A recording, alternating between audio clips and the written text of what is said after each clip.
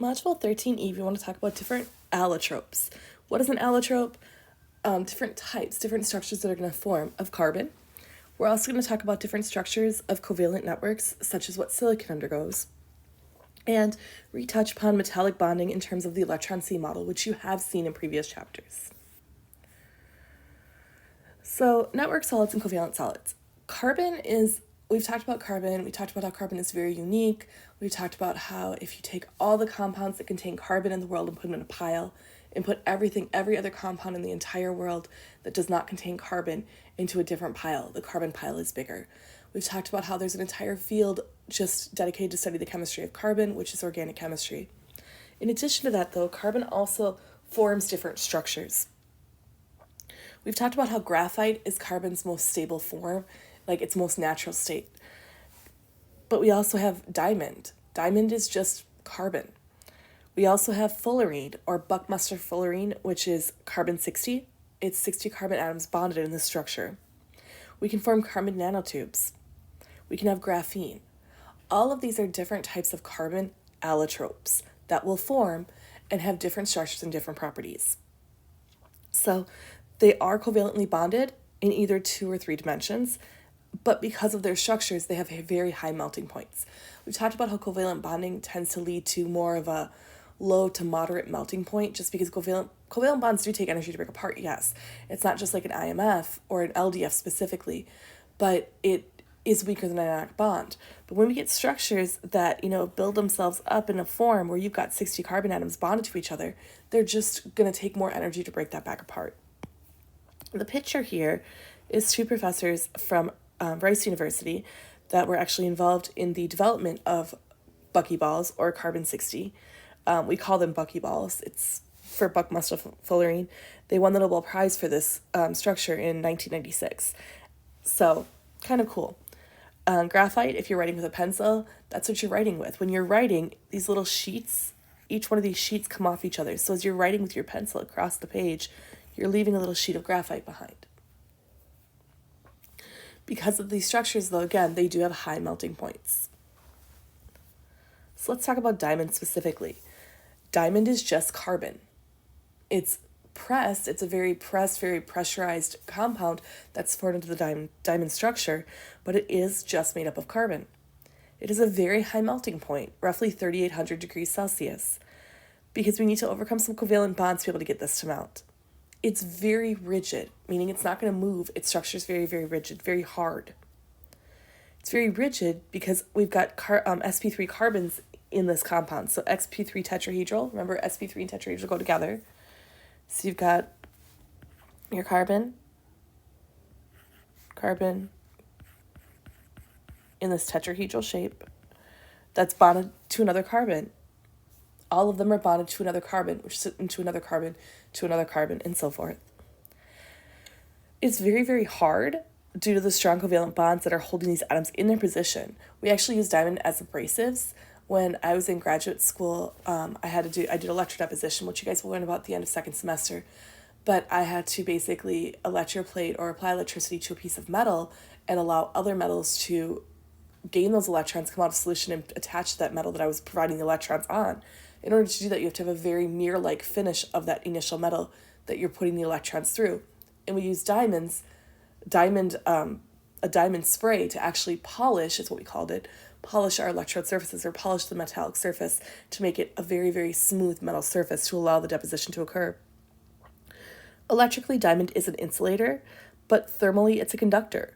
So electrical meaning electricity, thermal meaning heat. It is the best known thermal conductor. It conducts heat very, very well. But chemically, it's not very reactive. We also have graphite. Graphite, again, is just carbon, but a different form of carbon. In graphite, we have 6-member flat rings that are fused together. It undergoes sp2 hybridizations. Remember sp2, your trigonal planar shape? And each sheet is one giant molecule. It's got a high melting point like diamond, about 3,800 degrees C, because again, we need to overcome some covalent bonding. It feels slippery. Like it's actually slippery to feel because we only have a dispersion forces, London dispersion forces, or LDFs, that are holding these sheets together, and they slide past each other. hence how you write with a pencil. They can be used for lubricants in this sense. Electrically, they are conductors. The electric conduction goes parallel to the sheets by using delocalized pi bonds or unhybridized p orbitals. We've talked about delocalization before, where if we've got a series of carbons, like how benzene does it, and they've got these pi bonds above and below the molecule, there's this delocalization of the orbitals above and the orbitals below. I realize that picture's probably not the best, so go back to the, I believe it's chapter 11 that we actually talk about delocalized pi bonds, and the picture will be better, but that's the best I know how to draw it. Thermally, they're an insulator, though, so opposite of diamond here, where diamond will not conduct electricity, but is a very good thermal conductor. Graphite will conduct electricity, but it does not conduct heat, and chemically also very non-reactive.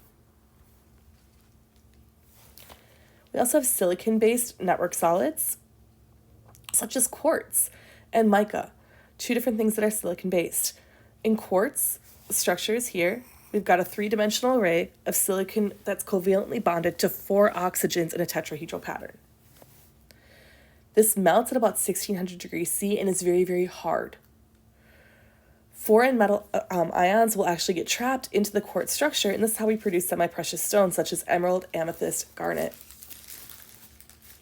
So when you see all those really pretty stones at the jewelers and you're like, that's such a beautiful color, that's because we've trapped a metal, little tiny metallic ions in that quartz structure.